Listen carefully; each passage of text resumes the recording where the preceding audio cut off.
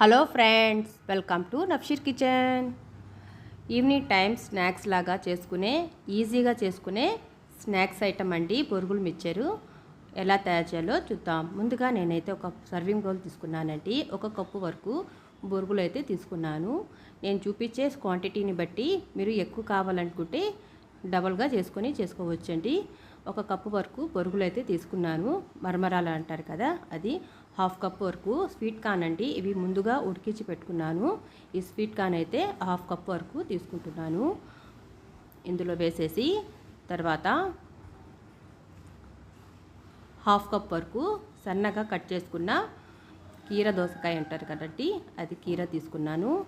1/4 cup వరకు వేయించిన పప్పు తీసుకుంటున్నాను.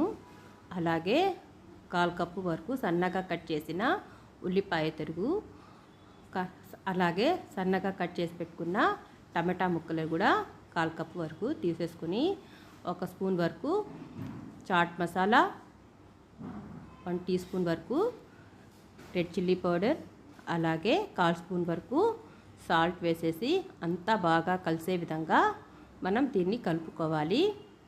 ఈ మసాలా అంతా బాగా పడితేనే టేస్ట్ అనేది చాలా అద్భుతంగా ఉంటుంది. ఈ మెథడ్లో ఒకసారి ట్రై చేసి చూడండి, మీ అందరికీ బాగా నచ్చుతుంది.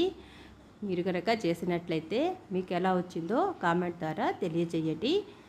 చాలా సింపుల్గా చేసుకునే ఈవినింగ్ టైం స్నాక్స్ లాగా కలర్ఫుల్గా ఉంది కదా, చూస్తుంటేనే నోరు ఊరుతుంది కదా. ఇంకెందుకు ఆలస్యం, మీరు కూడా ట్రై చేసి మీకు ఎలా కుదిరిందో కామెంట్ ద్వారా తెలియజేయండి.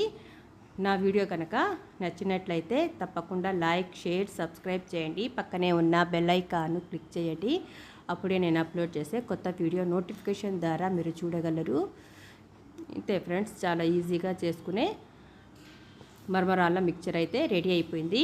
ఇందులో మీకు కనుక పుల్లదనం కోసం నిమ్మకాయ కావాలంటే పిండుకోవచ్చు. అలాగే గార్నిష్ కోసం కొత్తిమీర కూడా వేసుకోవచ్చు. నేనైతే ఏమీ వేయట్లేదు. ఇంకా క్యారెట్ కూడా వేసుకోవచ్చు. సింపుల్గా రెడీ చేసుకునే మరమరాల మిక్చర్ అయితే రెడీ అండి. ఈ వీడియో చూసినందుకు థ్యాంక్ యూ.